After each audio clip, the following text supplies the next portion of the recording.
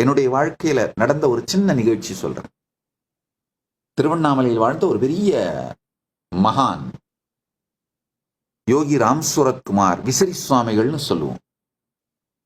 அவர் எப்பவும் பக்தர்கள் அவர்களுடைய பிரச்சனைகளை கொண்டு வந்து அவர்கிட்ட சொல்லும் பொழுதோ, இல்ல இவருக்கே இவருடைய வாழ்க்கையிலேயே ஏதாவது பிரச்சனைகளை யாராவது கிரியேட் பண்ண முயற்சி பண்ணும் பொழுதும் ஒரு குழந்தை மாதிரியான ஆனந்தமயமான சிரிப்பும், means all these are drama, இது அத்தனையும் ஒரு நாடகம், கூத்து, ஒரு அது மாதிரியான ஒரு நோக்கத்தோடு ஒரு பார்வையோடு சிரிப்பார். அந்த நடவடிக்கை எனக்குள்ள ஏதோ சின்ன வயசுல ஆழமா பதிஞ்சிருச்சு. மிக ரொம்ப சிறிய வயதிலிருந்து அவரை பார்த்தே வளர்ந்தேன். பல காலங்களில் அவருடைய திருவடியில் அமர்வதற்கான வாய்ப்பும் கிடைத்தது. அது ஆழமா எனக்குள்ள பதிஞ்சதுனால இன்னமும் எந்த சூழ்நிலை வந்தாலும் அந்த ரெஸ்பான்ஸ் மெக்கானிசம் ஆட்டோமேட்டிக்கா ஆக்டிவ் ஆகி கூத்து. அதுக்கு பிறகு தானாவே எந்தெந்த சூழல் எப்படி நாம ஹேண்டில் பண்ணணுமோ அந்த ரெஸ்பான்ஸ் மெக்கானிசம் ரொம்ப இனிமையா வெளிப்பட்டு அது தன்னுடைய பணியை செய்யும். எதற்கும் நடுங்காத, பதட்டப்படாத,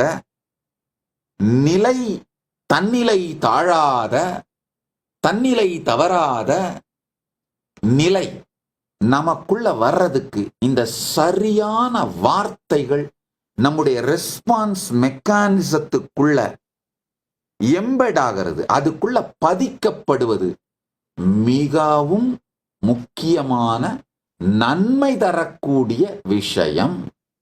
தன்னிலை தாழாமையும் தாழ்ந்தக்கால் உயிர் வாழாமையும் மானம் எனப்படுங்கிறது.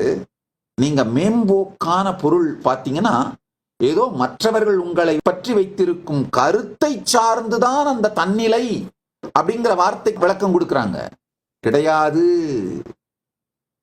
மற்றவர்கள் உங்களை பற்றி வைத்திருக்கும் கருத்து தாழ்ந்தால் நீங்கள் தன்னிலை தாழ்ந்ததாகவும், மற்றவர்கள் உங்களை பற்றி வைத்திருக்கும் கருத்து உயர்ந்தால் நீங்கள் தன்னிலை உயர்ந்தவர்களாகவும் சொல்லப்படும் பொருள் தவறு. உங்களுடைய ரெஸ்பான்ஸ் மெக்கானிசம் கொலாப்ஸ் ஆகாம, உங்களை ஃபெயிலியர் ஆக்குற மாதிரி, தோல்வியடைய செய்கின்ற முடிவுகளை எடுக்காமல் ஸ்திரமாக இருக்குமானால் அதுதான் தன்னிலை தாழாமை. உங்க ரெஸ்பான்ஸ் மெக்கானிசம் கொலாப்ஸ் ஆயிடுச்சுன்னா அதுதான் தன்னிலை தாழ்தல். தன்னிலை தாழ்தல்ன்றது மற்றவர்கள் நம்மை பற்றி வைத்திருக்கும் கருத்து சார்ந்ததல்ல. நாம் நம் வாழ்க்கையையும் நம்மை பற்றியும், நம்முடைய ஜீவனை பற்றி, நம்முடைய உயிரை பற்றி, இந்த உலகம் ஜெகத்தை பற்றி, இதற்கெல்லாம் மூலமாக இருக்கும் பரம்பொருள் ஈசனை பற்றி வைத்திருக்கின்ற கருத்துக்கள், அதன் ஸ்திரத்தன்மை, அதிலிருந்து வழுவாது முடிவுகள் எடுத்தல், இதுதான் தன்னிலை. இந்த தன்னிலை தாழாது இருப்பதே மானம். ஆழ்ந்து புரிந்து கொள்ளுங்கள்.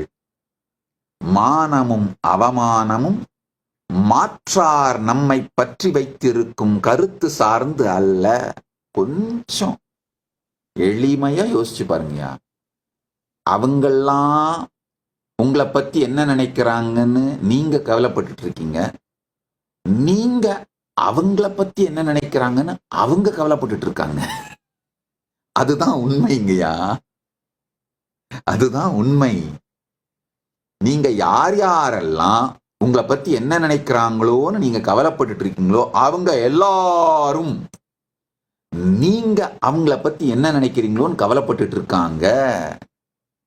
இதை புரிந்து கொண்டவன் தன்னிலை தாழாமல் சரியான மானத்தோடு வாழ முடியும்.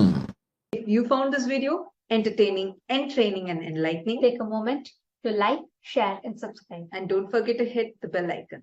Thank you so much for tuning in.